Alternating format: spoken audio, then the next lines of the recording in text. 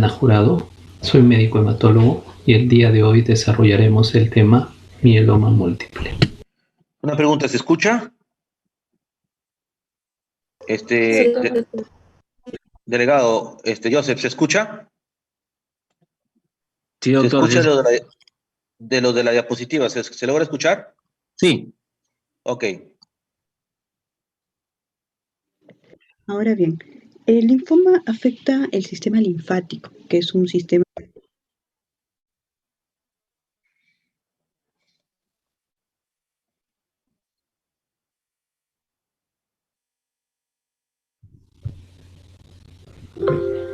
Inicialmente tenemos este índice o tabla de contenidos,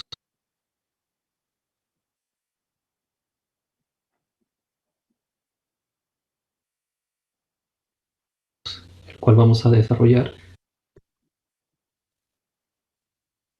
discrasia células plasmáticas, el diagnóstico para llegar a este mieloma múltiple o discrasia de estas células plasmáticas, el tratamiento propuesto y el pronóstico. Ahora bien, el linfoma afecta el sistema linfático, que es un sistema de conductos distribuidos a lo largo de todo el cuerpo, que transporta la linfa.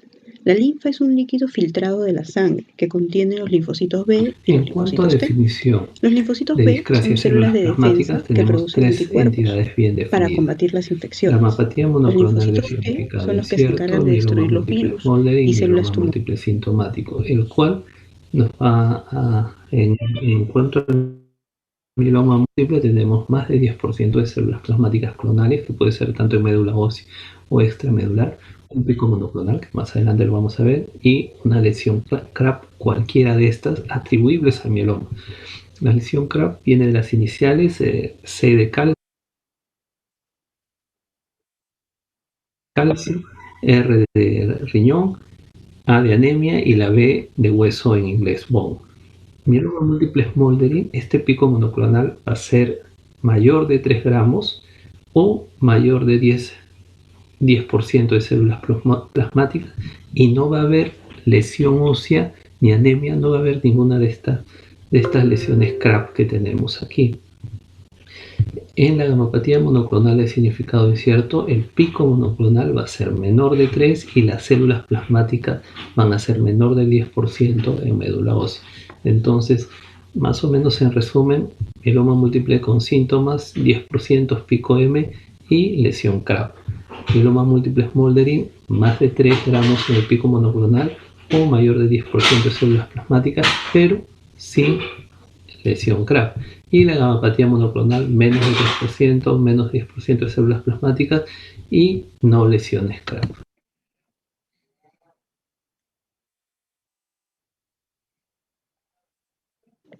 Ahora bien,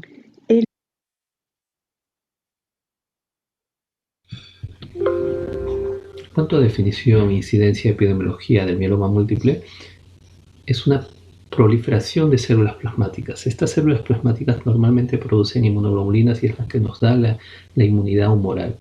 En este caso van a producir una inmunoglobulina monoclonal que no nos va a servir, va a existir en una cantidad excesiva, que podría ser, la mayoría de veces es mieloma múltiple IgG, hasta un 50-60%, y estas inmunoglobulinas G clonales no tienen funcionabilidad, son aberrantes. Ahora, las células plasmáticas van a proliferar en la médula ósea, produciendo estas lesiones líticas que las observamos, que la vamos a ver más adelante, osteopenia y fractura patológica. En la incidencia se da en 5 a 7 pacientes por cada 100.000 habitantes por año. Es el 1% de todas las neoplasias, es una buena proporción. Y dentro de las neoplasias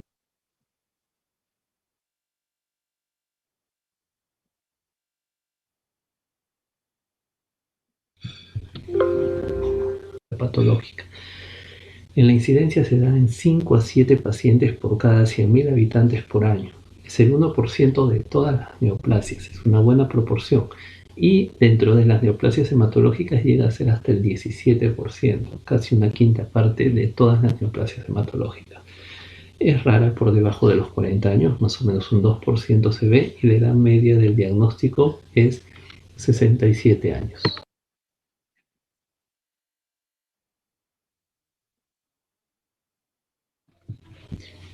Esta diapositiva para ver la evolución del mieloma múltiple. En la parte inferior, las fases de la enfermedad, la célula B del centro germinal, nos llega una mamopatía monoclonal de significado incierto, la cual, como vimos inicialmente, se caracteriza por una proteína M pequeña, se caracteriza por no células plasmáticas más del 10%, usualmente menos del 10% y sin lesión CRAB.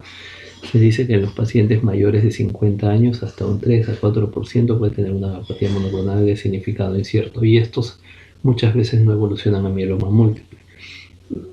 Muchos de ellos pueden evolucionar a un mieloma intramedular y luego una fase extramedular.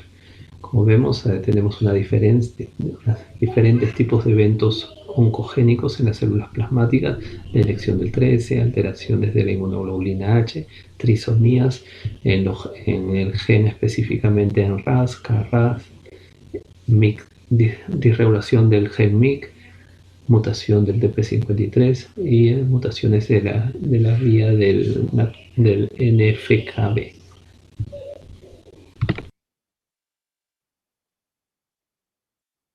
Mieloma extramedular al mieloma intramedular. No necesariamente tiene que pasar por estas fases. Okay. Otra vez, para ver un poco lo mismo, una célula B del centro germinal evoluciona a mieloma múltiple, Smoldering, mieloma intramedular, mieloma extramedular, todas las líneas de las células del mieloma. Pero como vemos, también puede ir de la célula B del centro germinal al mieloma extramedular, al mieloma intramedular. No necesariamente tiene que pasar por estas fases. Vemos en la parte superior destrucción ósea, angiogénesis a partir del mieloma intramedular, no antes del mieloma Smoldering. Y también tenemos algunas alteraciones cariotípicas que se pueden ir sumando conforme va avanzando la enfermedad.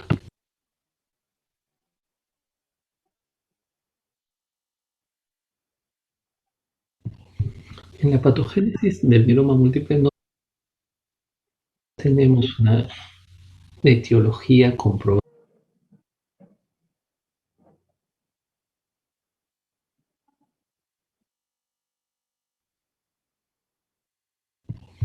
En la patogénesis del mieloma múltiple no tenemos una etiología comprobada. Se cree que algunos puntos como una infección, una inflamación, algunos le atribuyen una radiación, y hace unas alteraciones a nivel genómico, traslocaciones a nivel de los cromosomas, el cual nos va a llevar a una apatía monoclonal, y por otros eventos no muy realmente conocidos, mutaciones en genómicas en el NRAS, CanRAS, metilación, nos va a llevar a la hiperproliferación de estas células plasmáticas, llevándonos a un mieloma múltiple con todas sus fases de aumento de resorción ósea, aumento de interleuquinas, aumento de disminución del sistema inmune, llevándonos a la patología de un mieloma múltiple.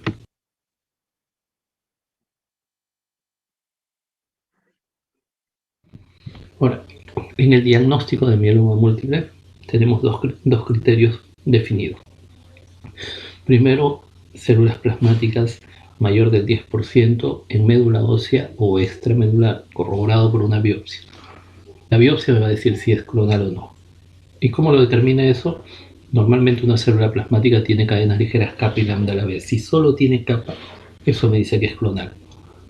Algunos marcadores por citometría de flujo también me pueden decir si es clonal o no. Normalmente una célula plasmática tiene un marcador por citometría de flujo CD45 y CD19. Si tiene CD45, CD19, CD56, eso es una célula plasmática clonal y anormal. Además, después de haber cumplido este criterio, debe de tener lesión CRAB. Nuevamente volvemos al CRAB, que son las iniciales, el C de calcio, el R de riñón, el A de la anemia y el BOM de hueso. Entonces, si tiene una de ellas alterados, que sean por el mieloma múltiple, es decir, yo puedo tener una anemia por una deficiencia de hierro, por pérdidas sanguíneas, pero no es por el mieloma. Si es por el mieloma, entonces ya tenemos con solo uno de ellos los criterios de mieloma múltiple. y que ahí los definen calcio por encima de 0,25, mayor de 1 gramo por decilitro, daño renal menor de 40 o creatinina mayor de 2, anemia más de 2 por debajo del límite normal, lesiones óseas, una o más lesiones osteolíticas por radiografía, tomografía o por un PET-CT. Si no tuviera estos, sigue teniendo el primero, que es las células plasmáticas clonales, pero no tiene esta lesión CRAB. También puede ser mieloma múltiple si tiene células plasmáticas más del 60% en la médula ósea. Si hay cadenas ligeras libres comprometidas mayor de 100, se dosa estas cadenas ligeras libres séricas, y si sale más de 100 en comparación al otro, hay 2 capas blandas, entonces ya me dice de que estamos ante un mieloma múltiple, o si hay mayor de una lesión focal mayor de 5 mililitros por imagen de resonancia magnética.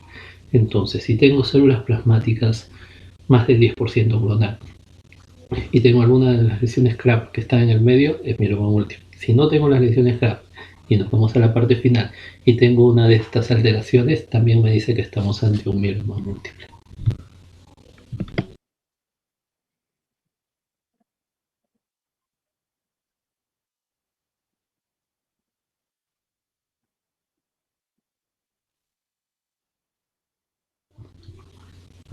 El primer punto en la definición de mieloma múltiple, que es más del 10% de células plasmáticas, me lleva a esto, a hacer un aspirado de médula ósea, hacer una biopsia de hueso o un tejido extramedular en el cual voy a ver una cantidad mayor del 10% de células plasmáticas.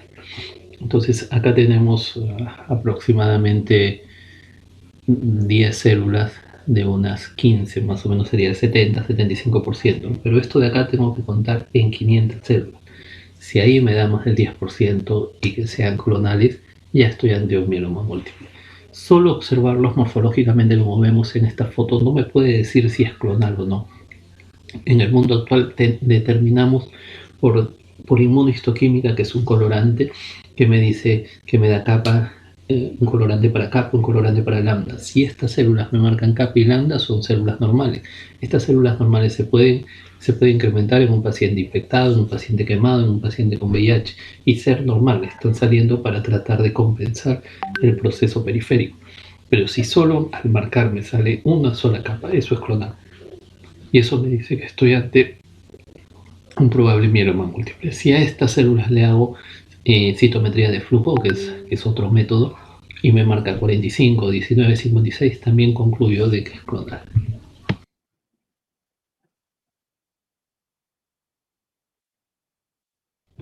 En esta diapositiva, también para apreciar otras células plasmáticas, en la parte superior derecha vemos células plasmáticas incrementadas, aproximadamente un 50%. Las células plasmáticas usualmente tienen un núcleo excéntrico, tienen un citoplasma basófilo y tienen un halo perinuclear.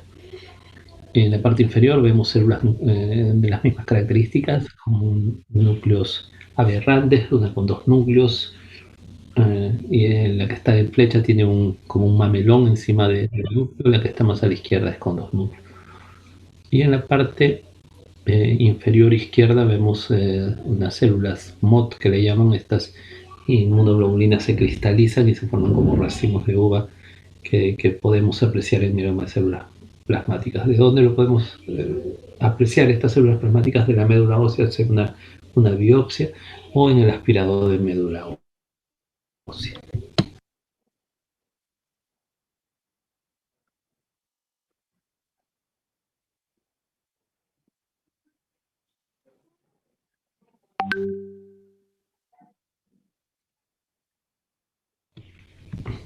También estas células plasmáticas se pueden acumular en cualquier tejido, usualmente en el hueso, también puede ser extramedular. Acá lo vemos en piel, vemos una lesión púrpura rojiza en la espalda inferior, el cual al hacer la biopsia nos corrobora que es un plasmocitoma.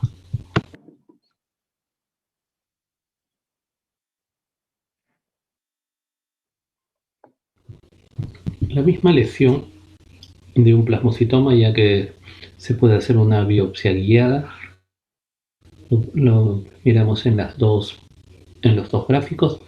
En la parte superior, como una masa, el cual al biopsiarse resultan ser células plasmáticas. Entonces, puedo tener células plasmáticas de médula ósea extra o extramedular. Si se corrobora que son células plasmáticas atípicas, más de 10% de toda la proporción, estoy con un criterio, uno de los más importantes en definición para mieloma múltiple.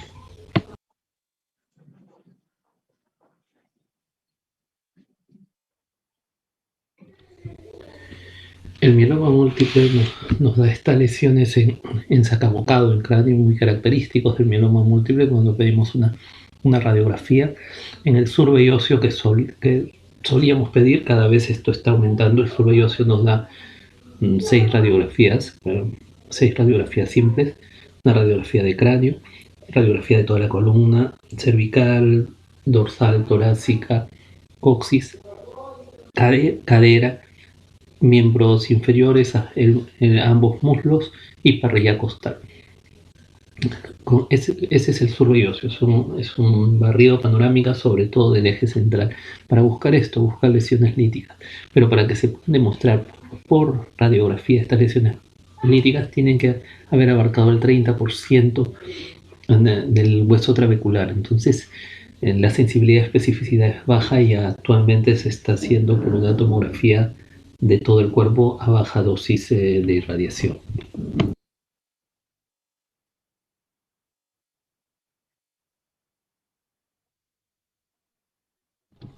¿Cómo daña el mieloma múltiple en los riñones? Usualmente estas cadenas ligeras, sabemos que la inmunoglobulina está formada por 2 cadenas ligeras y 2 cadenas pesadas. Se forma esta inmunoglobulina clonal y muchas veces se produce una hiperproliferación de cadenas ligeras, tanto capa o lambda, ligeras capa o lambda, en mayores cantidades, y estas cadenas ligeras van a sobrepasar la capacidad de reabsorción del riñón y se van a formar proteínas.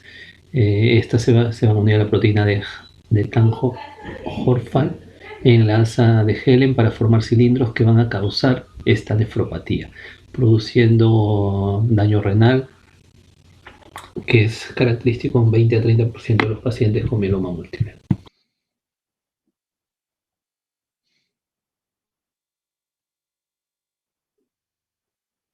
Entonces, ya tenemos el primer criterio de las células plasmáticas más del 10%, que puede ser tanto en médula ósea o extramedular, que sean clonales, más una lesión CRAB. Dentro de la lesión CRAB, y empezaremos primero con la A de la anemia, se da en un 73% al diagnóstico y en un 97% en la evolución de la enfermedad del mieloma múltiple. En un 60% tenemos el dolor óseo que viene de la B de bone, de hueso, el dolor óseo y fracturas patológicas. A menudo se da en el eje central y es inducido por el movimiento. Los pacientes se mueven y produce el dolor. Cuando duermen no hay mucho dolor, cuando se mueven ahí está el dolor. Daño renal, podemos encontrar la creatinina aumentada en un 50% y mayor de 2 en un 20%. ¿Cuál es la causa de esta nefropatía, de este daño renal? Cilindros de cadenas ligeras y también la hipercalcemia. También esta hipercalcemia, el calcio se eleva, el motivo por desmineralización ósea inducida por las células plasmáticas del mieloma múltiple.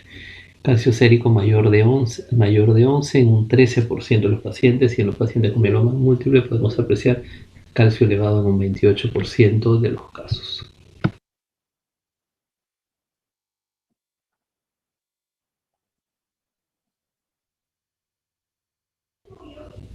En el frotis periférico es importante ver la formación de rouleaux.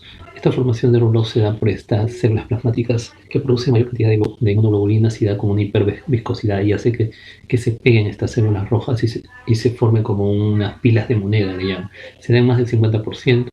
Podemos encontrar leucopenia hasta en 20%, trombocitopenia hasta en un 5%.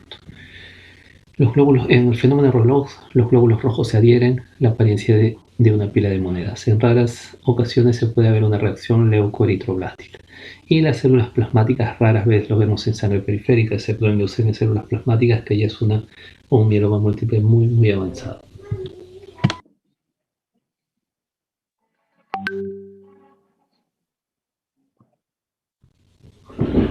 un estudio grande publicado en la Clínica Mayo, con 1027 pacientes con mieloma múltiple, se vio anemia al 73%, dolor óseo en 58%, creatinina elevada casi en 50%, debilidad, fatiga, que son síntomas inespecíficos, 32%, hipercalcemia 28% y pérdida de peso en el 24%.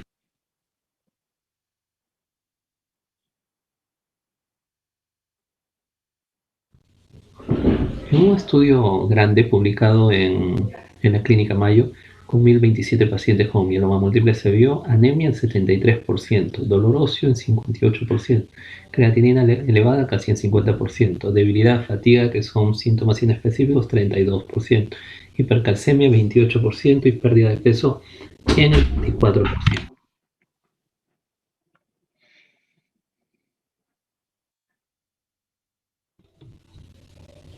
Como el mieloma múltiple es una neoplasia de células plasmáticas y estas células plasmáticas normalmente producen IgG, IgA, IgM, que son anticuerpos que nos van a defender en la inmunidad humoral. Cuando se da el mieloma múltiple produce cantidades excesivas de células plasmáticas y estas células plasmáticas en exceso producen una determinada estirpe de estas inmunoglobulinas que son clonales. Por ejemplo, tenemos 52% de IgG, 21% IgA, cadena ligera, capa holanda 16, IgD 2%, biclonal 2%, IgM 0,5% y negativo o no secretor u oligosecretor 6,5%.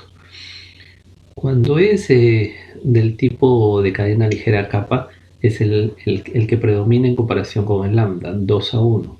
Con la excepción de las cadenas ligeras lambda, son más comunes en el mieloma IgD y en el mieloma asociado con amiloidosis.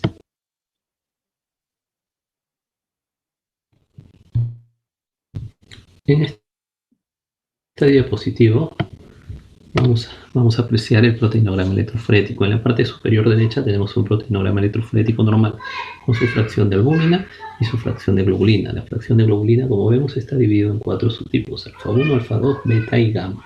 Las células plasmáticas, al producir IgG e IgA, estas proteínas se van a ubicar en la fracción gamma. Entonces, en el mieloma múltiple yo voy a apreciar que la fracción gamma es la que se va a elevar y nos va a producir el mieloma múltiple de acuerdo a una inmunofijación que me va a decir si es específicamente IgG, IgA o IgM. En general, lo que vamos a ver es un pico elevado en la fracción gamma. Y al elevarlo se le conoce como pico M, que se ve en el proteinograma electrofórico. Un 95 al 97% lo vamos a apreciar en estos exámenes porque secretan algún tipo de inmunoglobulina estas células plasmáticas. Existen tipos de que no producen estas células no producen estas inmunoglobulinas, la cual vamos a observar un proteinograma electrofórico normal.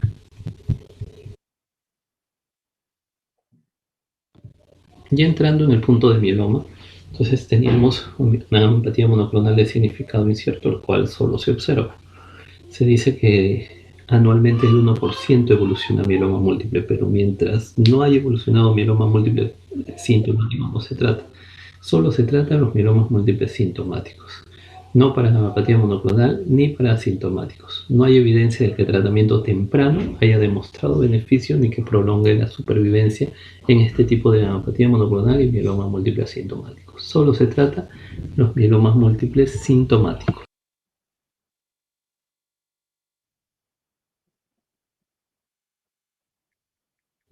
En cuanto al tratamiento, primero que debemos determinar si es elegible o no elegible al trasplante. Corte de edad podemos mantener entre 65 a 70 años. Además, si tiene o no algunas comorbilidades. Si el paciente es elegible al trasplante, usualmente menos de 65 años y no comorbilidades, se da una terapia de inducción, luego se consolida y se da un mantenimiento. La consolidación en este caso es el trasplante. Si es inelegible para trasplante, mayor de 65, mayor de 70 o con muchas comorbilidades menor de 65, se da una terapia de inducción, se consolida con más quimioterapia se da mantenimiento como una terapia continua. No entra al trasplante. Y existen los pacientes frágiles al cual solo se da cuidados de apoyo.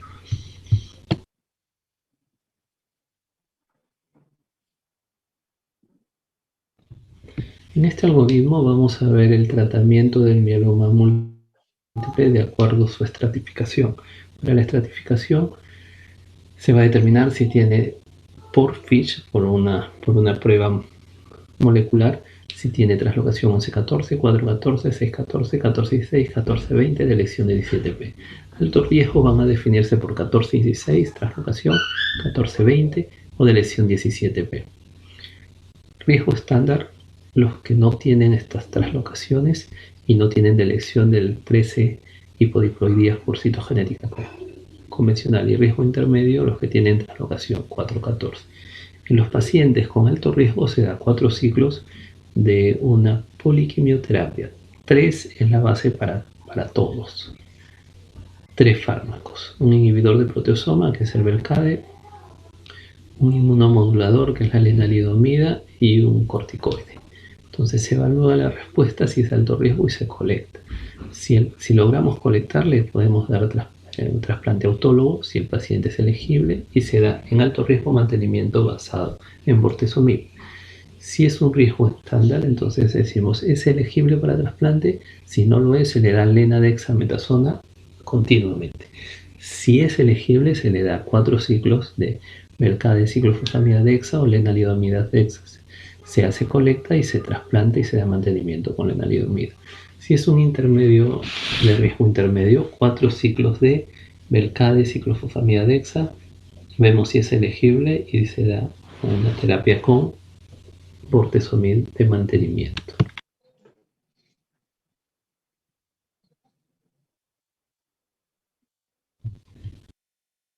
En cuanto al pronóstico, tenemos una supervivencia media en general de 5 años. Tenemos un pronóstico de acuerdo a la escala de Dury-Salmón desde 1975, cerca de 40 años, pero tiene muchas limitaciones. Y tenemos el último estadiaje internacional que divide a los pacientes en 3 estadios de una manera simple, de acuerdo al nivel de albúmina y de beta-2 microglobulina.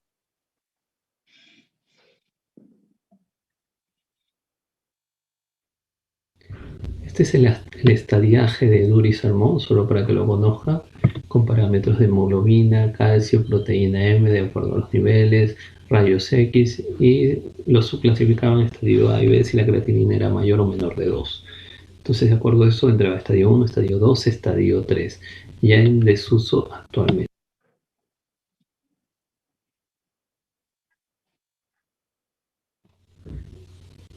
Luego tenemos el sistema de estadiaje internacional, que los divide de acuerdo a la beta-2 microglobulina y el albúmina. Y como parámetros, como cortes, para recordarse, si la beta-2 microglobulina 3.5 y 5.5 y la albúmina igual, 3.5 el corte. Si la beta-2 microglobulina está por debajo de 3.5, que es normal, y la albúmina está por más de 3.5, ese es grupo 1. Si tenemos más de 5.5 en la beta-2 microglobulina, es grupo 3, independientemente de lo demás. Y si está en el intermedio, es grupo 2.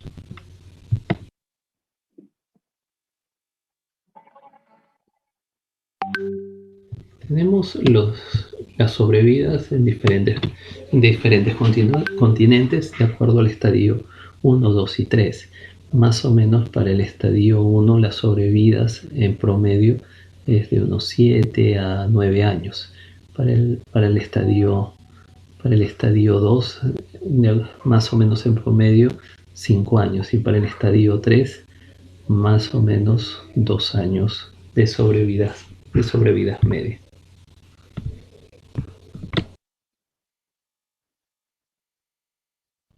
Y como ya lo habíamos visto anteriormente, tenemos una estratificación de riesgo de acuerdo a las pruebas por Fitch, el cual nos da de lesión de 17, translocación 14-16, translocación 14-20, que nos califica en alto riesgo, y otras más.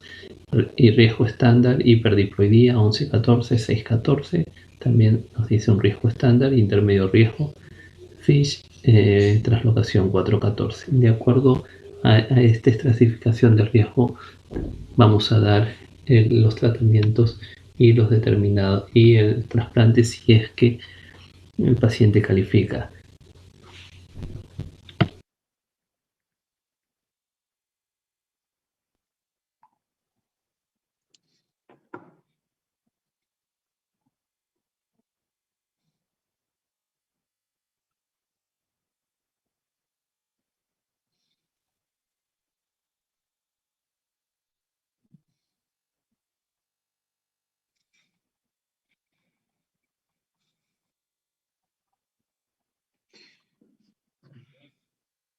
Muy bien.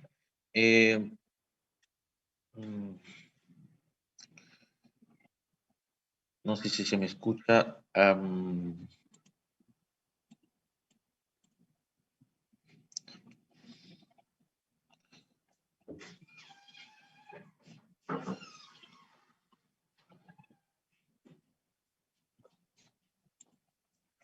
Muy bien. Vamos a hablar un poco sobre lo que es este mieloma múltiple en cuanto a algunas consideraciones, ¿no? Tener en cuenta que el mieloma múltiple hay que definirlo bien como una neoplasia hematológica de células plasmáticas, ¿no?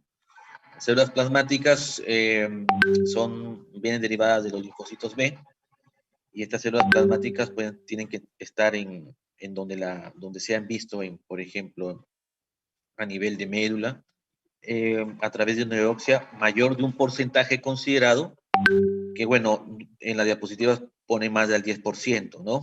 Esto puede cambiar, ¿no? De acuerdo al conocimiento que se va avanzando, los nuevos descubrimientos, es un número, una cantidad. Pero hay que, por ahora, entenderlo como las diapositivas y también como para su examen. Entonces, si hay ese porcentaje, más del porcentaje de células plasmáticas derivadas de una clona, de un mismo clon, ¿no? Estamos ante un caso de mieloma múltiple. Lo van a encontrar como en los libros a veces como una gamapatía monoclonal, ¿no? Porque en el trazado electroforético de proteínas, las proteínas que se están elevando son las gamma proteínas, ¿no? Derivadas de un mismo clon. Entonces, por eso que también se conoce como gamapatía monoclonal. La inmunoglobulina más frecuente afectada y predominantemente en la clínica es la IgG, pero también hay otros tipos de inmunoglobulinas, ¿no? Como han podido también explicar el docente, inmunoglobulina M, A, D, ¿no? Pero la más común es la G. Muy bien, entonces ese es el concepto básico que hay que conocer. En la clínica, ustedes cuando sean internos de medicina o médicos generales, siempre hay que sospechar a un paciente generalmente varón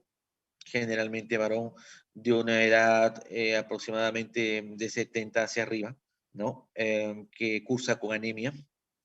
Anemia, como ha especificado el docente, anemia en su mayoría normocítica normocrómica.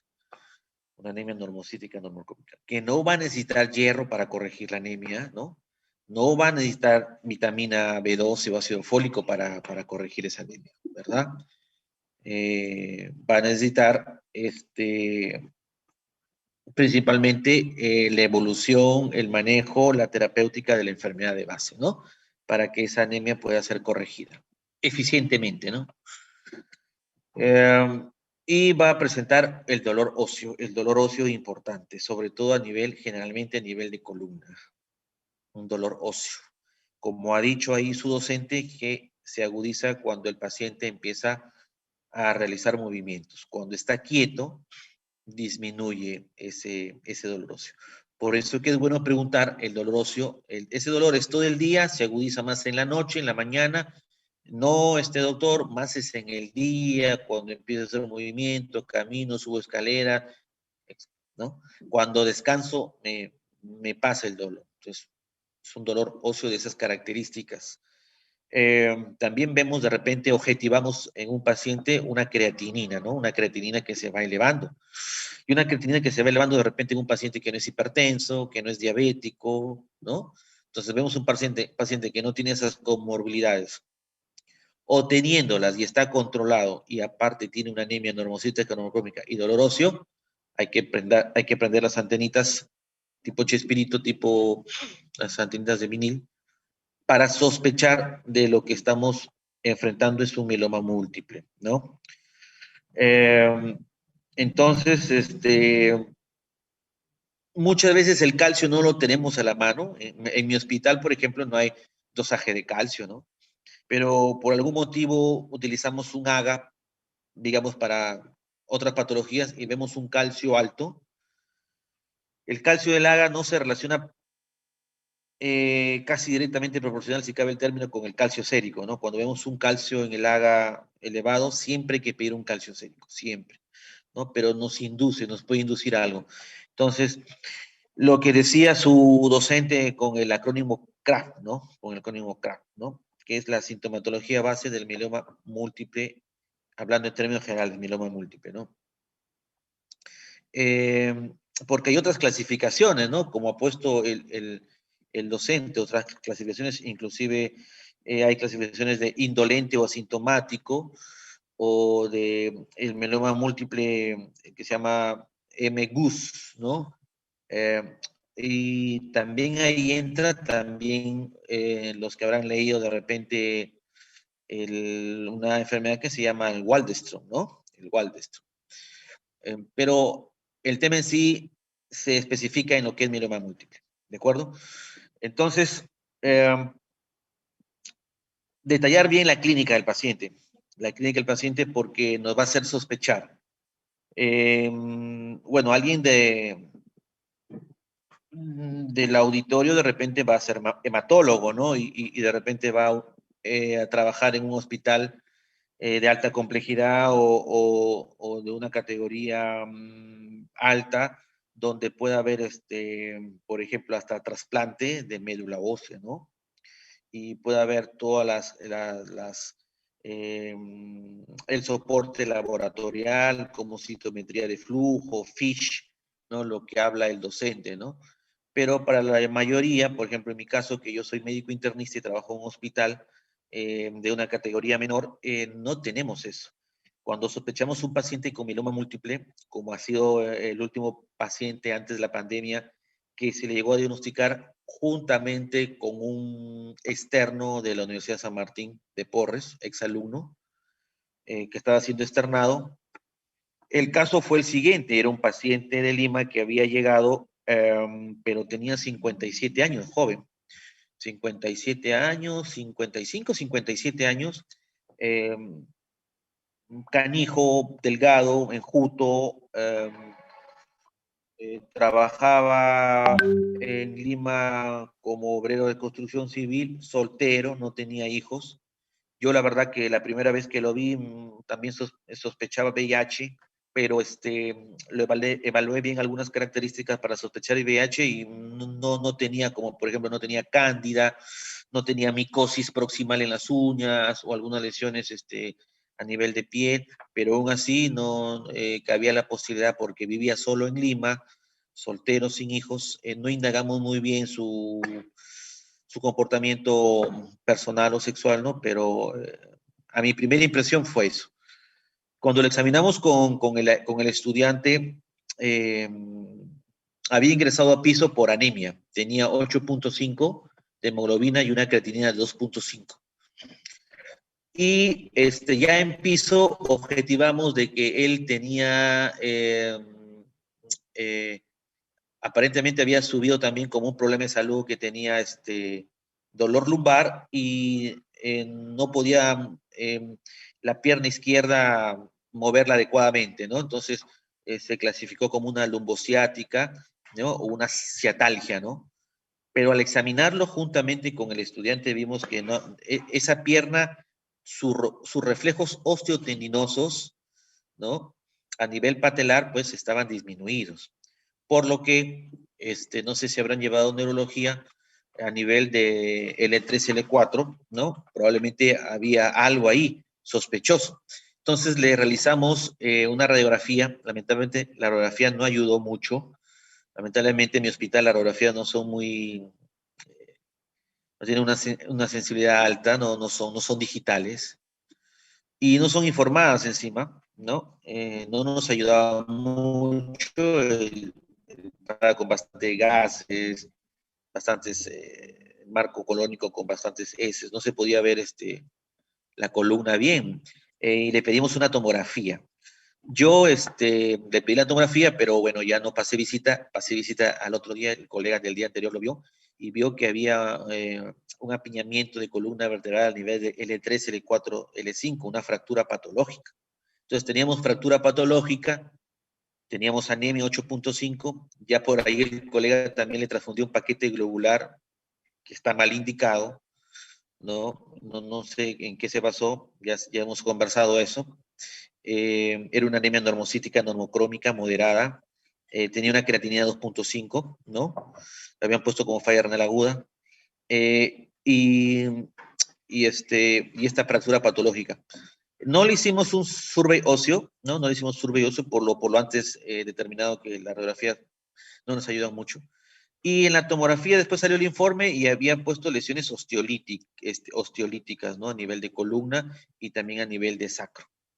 Entonces, bueno, solicitamos un proteinograma electroforético, una beta-2 microglobulina, mal planteada porque no es diagnóstico.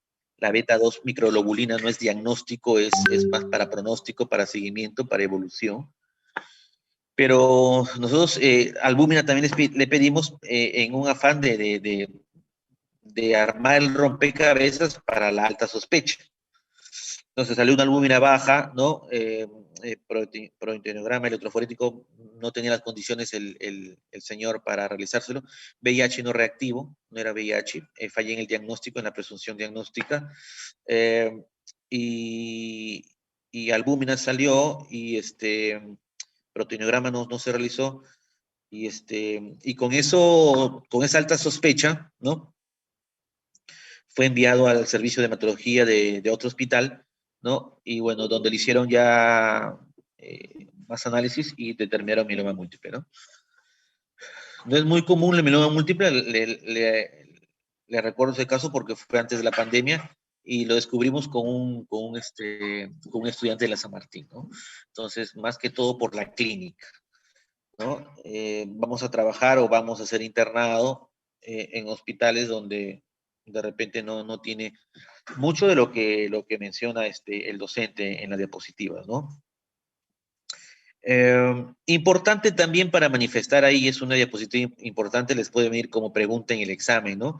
La causa de creatinina aumentada o de si esto se prolonga de insuficiencia renal es debido a dos situaciones, ¿no? ¿Alguien me las puede decir si estuvo atento o estudió? Por la hipercalciuria. ¿Por cuál? La hipercalciuria. Ya, ese es uno, pero hay otro que es más importante, porque ese es un poco relativo. Depósito de cadenas ligeras. Muy bien, Mariano, excelente. Entonces hay que recordar, la nefropatía o la insuficiencia renal, en los pacientes con mieloma múltiple, ese aumento de creatinina se obedece a estas dos disposiciones. ¿De acuerdo? Es importante porque es una pregunta que puede venirles y lo tienen ahí importante. Otra pregunta que de repente, otra cosa que hay que tenerlo bien en claro, generalmente en los exámenes antiguos viene sobre ¿no? La clasificación antigua, ¿no? De Duris-Salmón, ¿no? Pero actualmente, como dice su docente, se utiliza un sistema de estadiaje de pronóstico internacional, ¿no? Donde viene dos parámetros, ¿no? Albúmina y beta-2 microglobulina.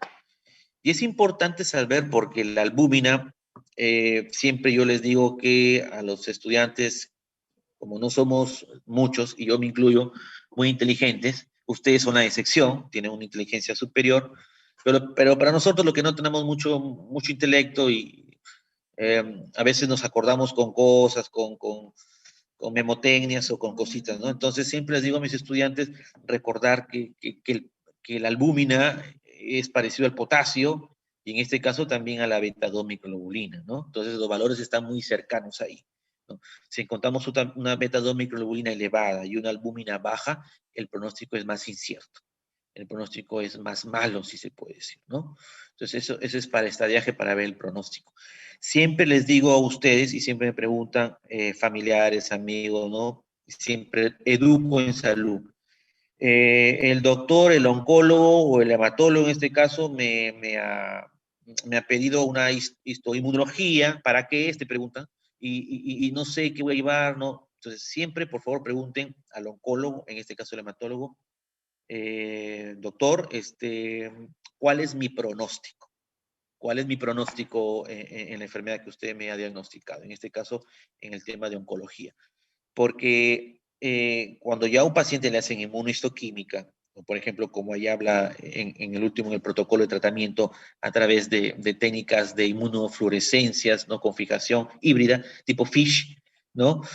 O citometría de flujo, a través de inmunohistoquímica, es para ver qué, qué, qué tratamiento va a responder mejor en ese tipo de paciente, en ese tipo de paciente, en ese tipo de neoplasia, qué va a responder mejor. Entonces, siempre hay que preguntar sobre el pronóstico. El pronóstico es determinante, ¿de acuerdo? Y en esta enfermedad, mira lo básico y sencillo que podemos hacer un pronóstico laboratorial clínico sencillo, ¿no? En cuanto al tratamiento de mieloma múltiple, se ha avanzado bastante. Hace 15, 20 años, tal vez el pronóstico era incierto, ¿no? Ahora hay varias personas que viven con mieloma múltiple y viven, llegan a los 8 años, 10 años, 12 años, ¿no? Yo discrepo un poco con lo que decía ahí, 5 años, más o menos, tal vez la media, ¿no?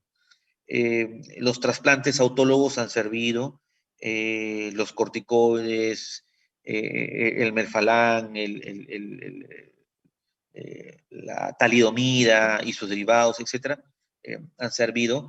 Y actualmente se está investigando bastante sobre mieloma múltiple.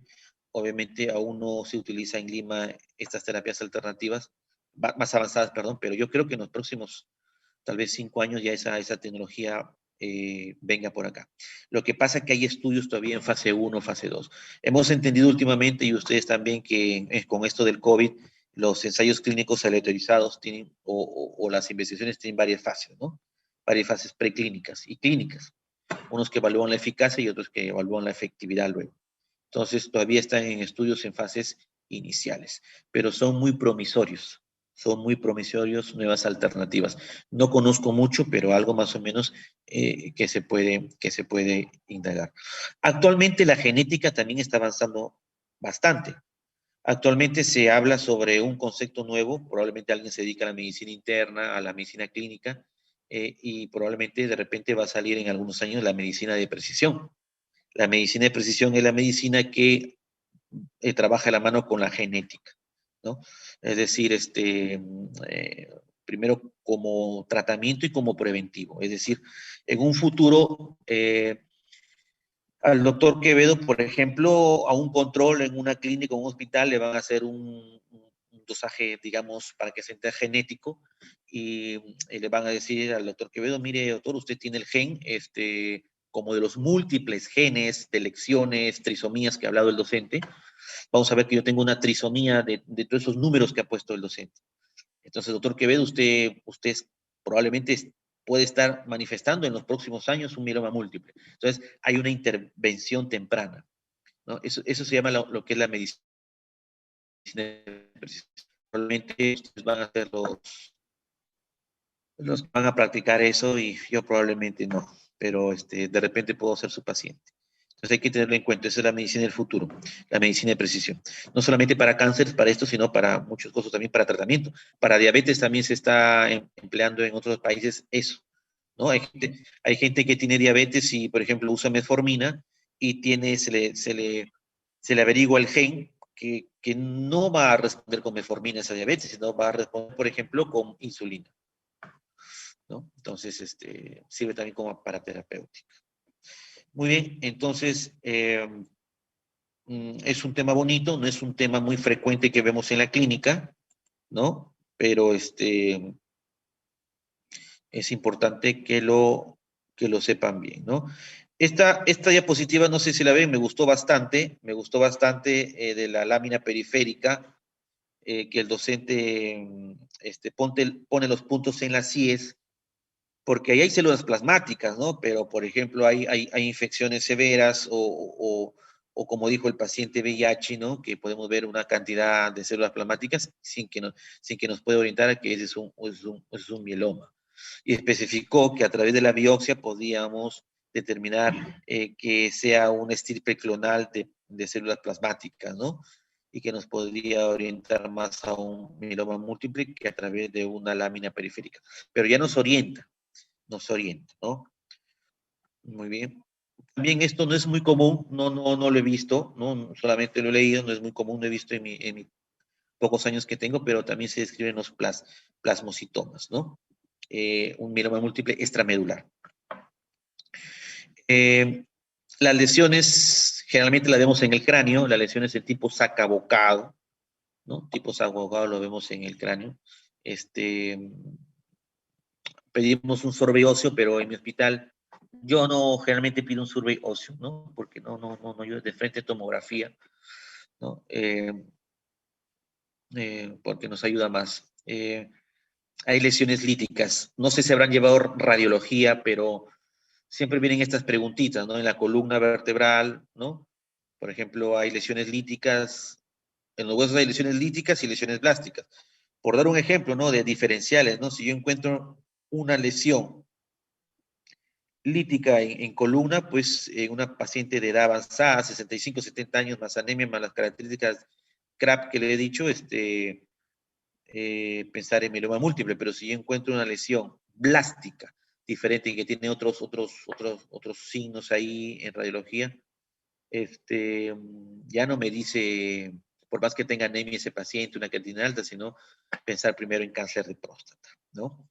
Por dar un ejemplo, ¿no? Entonces, hay lesiones líticas y blásticas. Lo que siempre yo les digo, apréndanse los diferenciales. Ustedes quieren ser buenos médicos generales, mejores médicos internistas, 10 etiologías de lesiones líticas, 10 etiologías de lesiones blásticas, esperan el informe del radiólogo, porque cada quien con su especialidad, entonces vamos a sospechar mejor y vamos a clasificar mejor nuestros pacientes.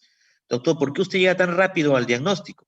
Porque tenemos diferenciales de algunos signos y síntomas y armamos el rompecabezas y así llegamos al diagnóstico, ¿no? Lo que ya había hecho su compañero y lo que había tratado de explicar también el docente, muy bien. Muy bien, esto es importante en cuanto a la sospecha diagnóstica a través de la clínica, ¿no? La anemia normocítica normocrómica, el dolor óseo, las fracturas patológicas. Vean una fractura patológica en un paciente de edad, pues no voy a empezar primero mieloma múltiple, ¿no? Tal vez de repente una osteoporosis, ¿no? Y generalmente los pacientes tienen mucho dolor óseo cuando tienen fracturas patológicas. Agudamente nosotros los tratamos con corticoides a altas dosis, ¿no?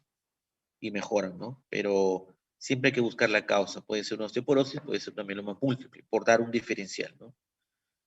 Las enfermedades renales, creatinina aumentada, nefropatía por cilindros, ya lo había mencionado también Mariano y el docente, y la hipercalcemia, mayor de 11 miligramos de decilitro.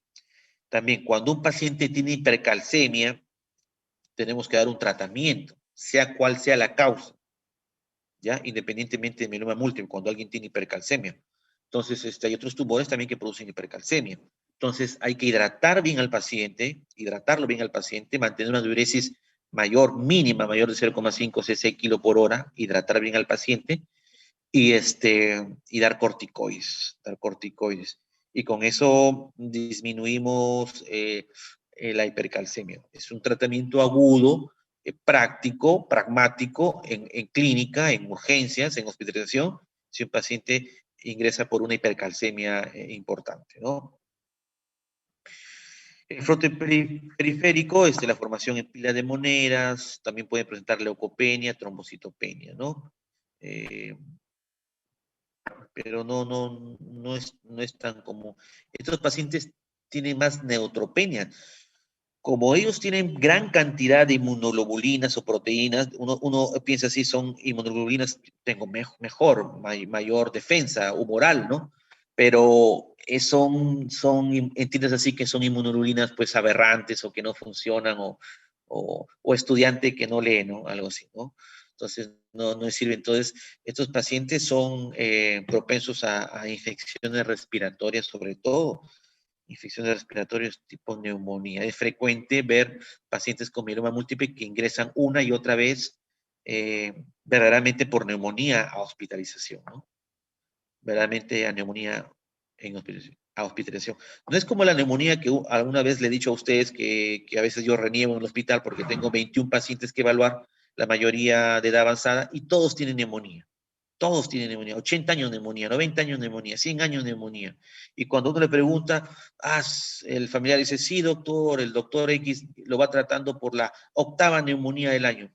No es neumonía, no es neumonía, estamos hablando de neumonía bacteriana, no es neumonía bacteriana, es una infección viral, una infección de vías respiratorias altas, también una bronquitis, un EPOC, pero no es neumonía bacteriana, ¿no? O una sobrecarga de volumen, no es neumonía bacteriana. ¿No? Esto sí, estos pacientes sí pueden entrar por neumonía bacteriana por lo predicho, ¿no? Entonces hay que tenerlo en cuenta. El cuadro clínico, miren que en esta revisión que ha puesto el docente del 2003, ¿no? En más de 1000 pacientes, el signo más importante, más frecuente fue la anemia. La anemia normocítica, normocrómica. La anemia normocítica, normocrómica, ¿no?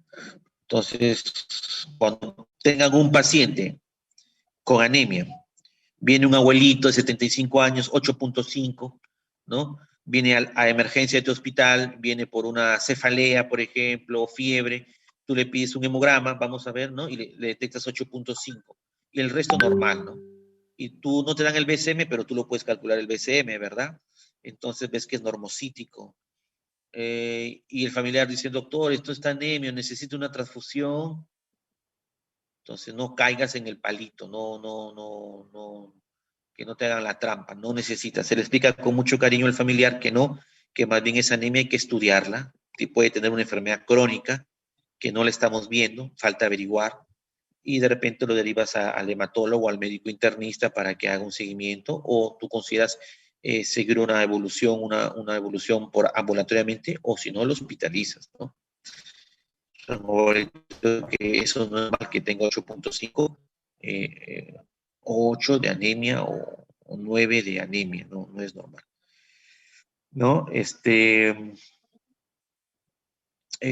Tampoco, como le dije anteriormente, no va a subir eso con hemoglobina, perdón, con hierro, porque la familiar te dice así, ¿no? No, doctor, está así anémico porque no come muy bien. Hay gente que no come nada y tiene su hemoglobina normal, ¿no? Y al contrario, hay gente que come mucho y tiene su hemoglobina baja, ¿no? Entonces hay que poner los puntos en las IES en ese sentido. Y luego sí, el dolor óseo, miren la creatinina elevada, la astenia, la hipercalcemia, la pérdida de peso. Entonces, anemia, dolor óseo, característico de los abuelitos, abuelitas, principalmente abuelito con anemia, con dolor óseo, ¿no? La distribución de los subtipos de las inmunoglobulinas, ¿no? Hablaba de la cadena kappa, que es digamos, es la más común, ¿no? Y que se tiene que ver si realmente es kappa para ver si proceden de una misma clona, ¿no? Este es el electroforético de proteínas, ¿no? El proteinograma electroforético. No es muy común pedirlo. Habíamos visto, no con ustedes, sino con mi grupo de práctica, de repente el grupo de práctica recuerda, y ahí creo que está Mariano. Bueno, mencioné la otra vez que no pidan, pues, yo soy de los médicos que no pido desde la hasta la Z y desde la Z a la A. Somos médicos, no somos, no sé, no quiero dar un adjetivo calificativo. Somos médicos, el médico trata de poner el ojo, como se dice, el ojo en la bala o la bala, o sea, pedir cuando se tiene que pedir las cosas de acuerdo a tu pensamiento, a tu criterio, a tu evaluación, a tu razonamiento, no pedir por pedir, a ver qué sale. El médico, ese es cualquier cosa menos médico, ¿no? Entonces, discrepaba yo con una diapositiva, no sé, no recuerdo de qué, que pedían proteíno electroforético. Dije que no dije que estaba mal, porque a veces se interpretan mis palabras, sino dije, yo no lo consideraría necesario, porque el buen médico tiene que optimizar los recursos que tiene.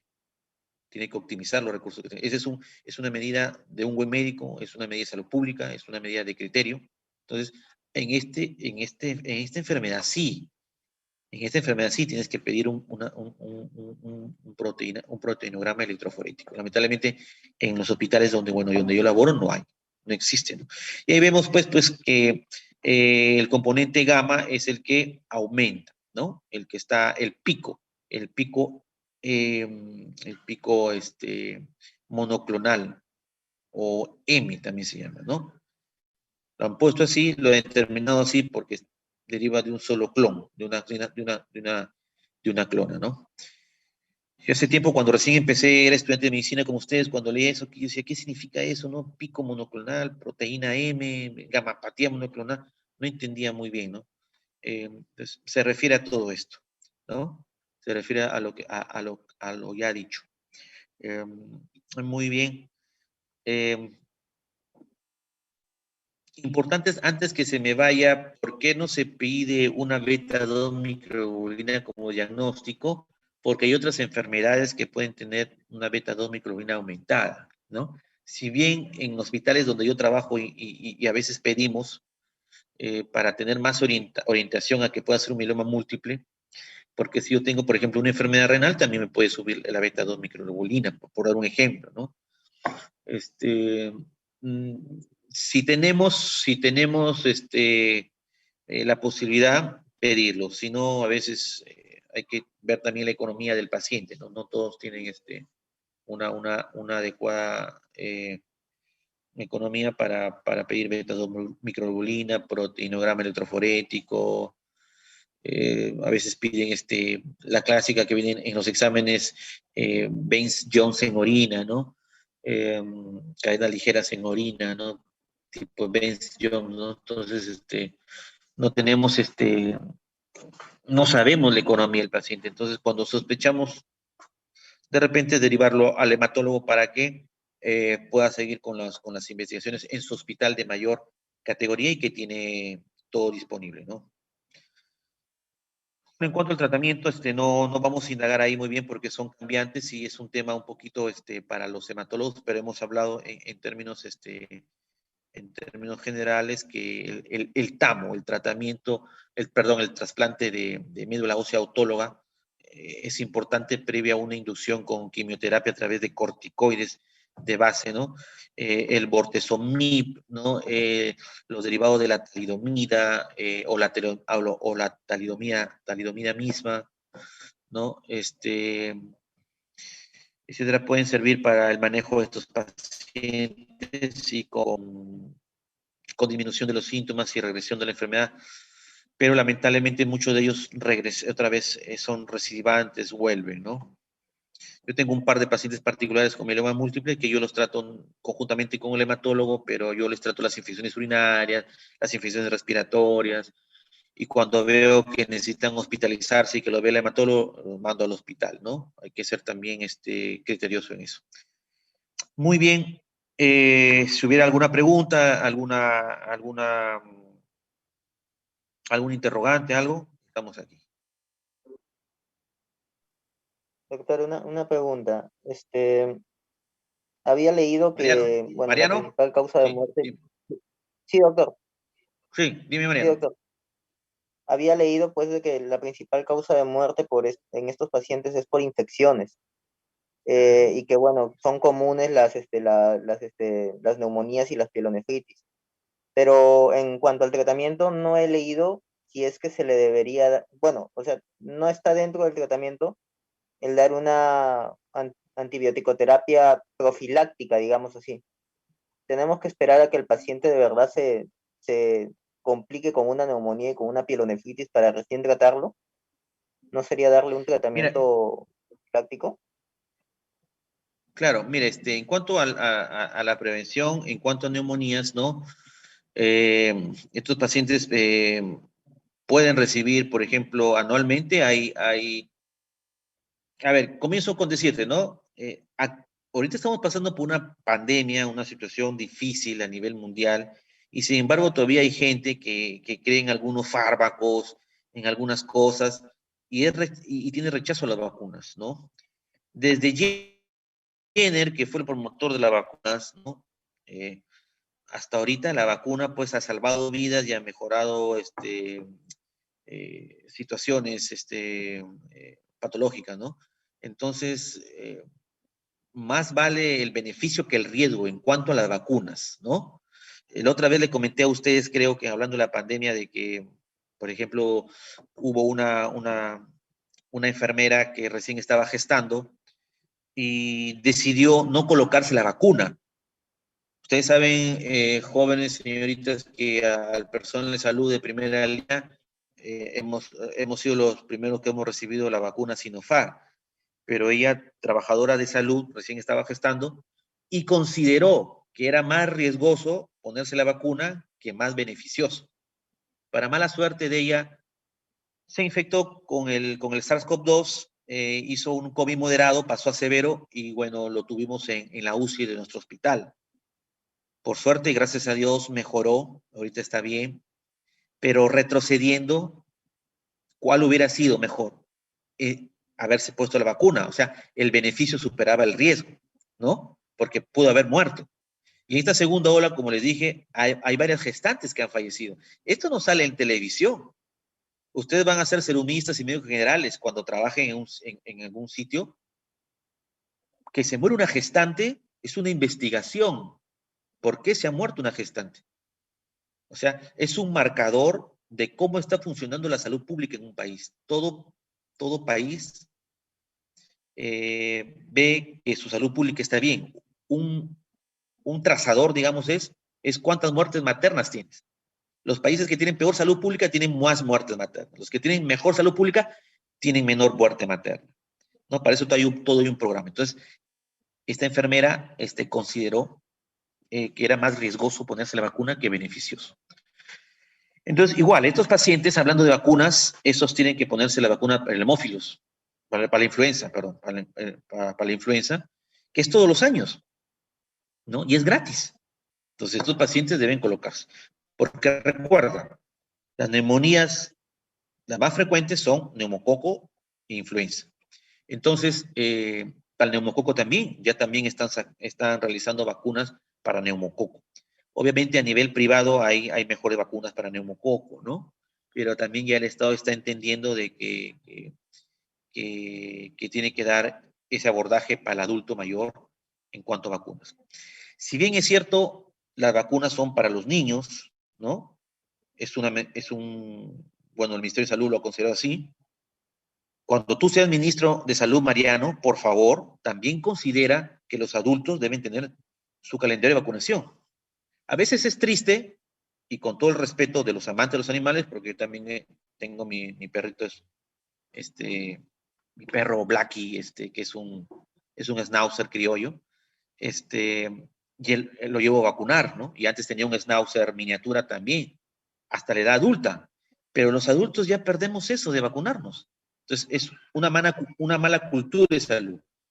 Ustedes como futuros médicos deben ser proclives y tener en su chip, valorar y documentar y transmitir que las vacunas en los adultos también se deben dar.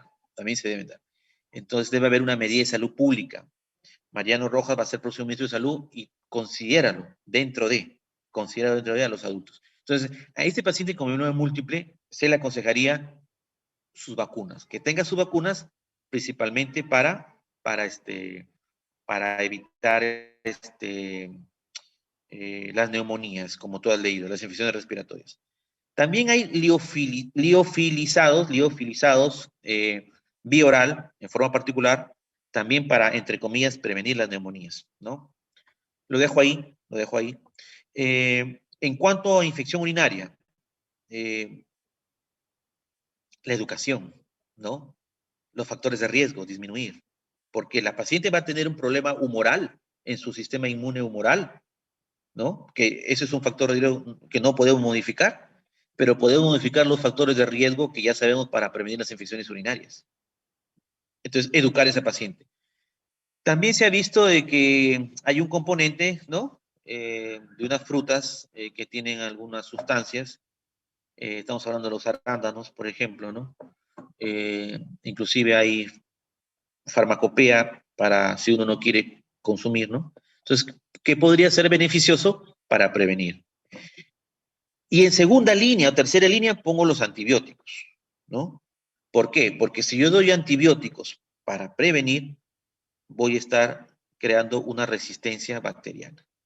Una resistencia bacteriana y eso no es permitible. Y hemos condenado que en la pandemia estamos dando antibióticos a diestra y siniestra. Principalmente hemos empezado con la citromicina. Ahora hay colegas que en casa utilizan vancomicina, meropenem para una infección viral. Entonces, en los próximos años, ustedes van a encontrar resistencia pues a meropenem, a vancomicina. Y se van a hacer la pregunta, ¿pero por qué? Justamente por el daño que hemos hecho nosotros, esta generación de médicos, ¿no? Por dar antibióticos a una infección viral. Entonces, el paciente con mieloma múltiple tiene que estar bien controlado con su hematólogo. Su hematólogo siempre lo cita para sus controles. Yo como médico internista tengo 2 pacientes con mieloma múltiple, ¿no? Que yo los veo y los estoy manejando, los trato, ¿no? En algunos me piden, porque siempre es así, doctor, vitaminas, perfecto. Si usted desea, también le podemos dar vitaminas, todo así como, entre comillas, inmunomoduladoras que pueden ayudar, ¿no? Eso básicamente, pero entendía la pregunta como de prevenir con antibióticos. No es algo, no es algo que yo considero, ¿no? Si tú vas a leer hitos recurrentes, en algunos hitos recurrentes dan antibiótica profilaxis, ¿no? ¿Por qué? ¿Qué pasa? ¿Qué es lo que pasa? Las bacterias son más vivas que nosotros, ¿no? Son más criollas que nosotros, son más peruanos que nosotros, hacen más cosas bajo la mesa que nosotros, son más políticos que los peruanos, les ganan. Entonces, el médico, no bien formado, que pisa el palito, le da meropenem para una hito, le da meropenem para una hito, le da meropenem para una hito. Pero esta bacteria va creando otro mecanismo de resistencia, ¿no? Es decir, toda su fuerza hace resistencia a meropenem. Meropenem es una bomba atómica, es un carbapenem, te incluye hasta pseudomona, ¿sí? Hasta pseudomona, ¿no? Y hace resistencia. Esa E. coli, por ejemplo, vamos a suponer que es una Escherichia coli, resistente a meropenem, pero si tú le haces un antibiograma, un urocultivo de antibiograma, te vas a dar cuenta que de repente esa E. coli es sensible a trimetoprim sulfa, sensible a nitrofurantoína. Y es una Escherichia coli blea, o sea, beta-lactamasa de espectro extendido, ¿no? Entonces, que necesita carbapenems, pero hace resistencia ya a carbapenems, porque tú le das siempre le das, ¿no? Entonces, tiene todos los mecanismos para hacer resistencia al carbapenem, pero descuida el mecanismo básico de resistencia de fármacos antiguos, fármacos, entre comillas, sencillos, fármacos que han dado los primeros médicos con Colegio Médico del Perú 0001. ¿Te das cuenta? Entonces, no hay que hacer más iatrogenia de la iatrogenia que hacemos. Hacemos iatrogenia, no hay que hacer más iatrogenia con eso. Yo, estos pacientes con mieloma múltiple, que estén bien controlados con su hematólogo, tienen su consulta con hematología, pero a veces consultan a mí porque saben que seguro a veces las citas, todo eso. Ahora también tienen el problema de hematología, ¿no? Pero ya van a hematólogo particularmente. Muy bien. No sé si habrá quedado satisfecha la pregunta o si hubiera otra pregunta, chicos.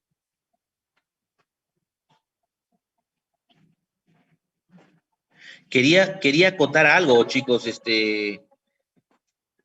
descendiendo la infección por SARS-CoV-2, está descendiendo los hospitales, ya hay camitas, ya hay menos gente que está yendo al hospital, pero la mortalidad, al menos en Lambayeque, no sé, yo te hablo de Lambayeque, la mortalidad sigue igual. Veo que hay gente de 70, 80 años que ya se ha vacunado, pero Chiclayo ya está lleno, es como si ya el SARS-CoV-2 hubiera desaparecido. Entonces, por favor, ustedes también son los próximos médicos, ¿no? por favor, orientar a su familia, a sus amigos, que por favor, hasta 2 semanas después que reciban la segunda dosis, un poquito se puede bajar la guardia, un poquito, no totalmente la guardia, un poquito. Vamos a seguir utilizando las mascarillas, ¿no? El distanciamiento social, ¿no? Pero ya vamos a estar ciertamente protegidos porque después de 2 semanas, teóricamente, los anticuerpos se van formando después de la segunda dosis, sobre todo que le están poniendo de la Pfizer, ¿no? De repente tienen un familiar, un abuelito, una abuelita, ¿no? Por favor, no bajen la guardia todavía. Esperen un poco más, porque va a venir una tercera ola a las 3 semanas que tengamos un nuevo presidente, ¿de acuerdo? Entonces, no hay que bajar la guardia, porque todavía la mortalidad no ha bajado, ¿ya? Quería detallar eso.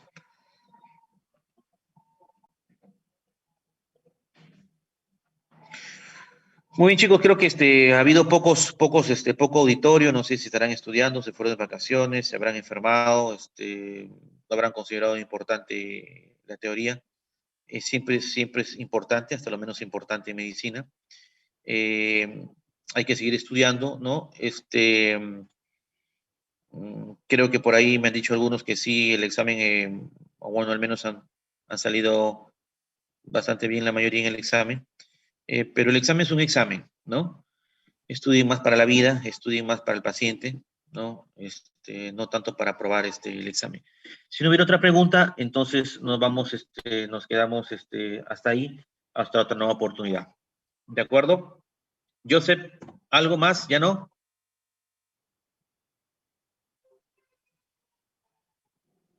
Delegado Joseph.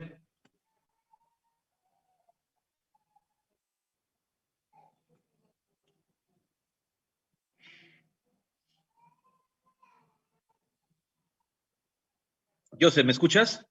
Joseph Rodas.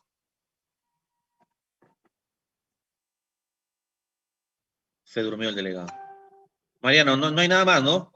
Tiene mala conexión, Joseph. Ok. Ojalá que solamente tenga eso, la mala conexión nada más. Muy bien. Saludos para Joseph. Muy bien, no hay nada más, Karen, ¿no?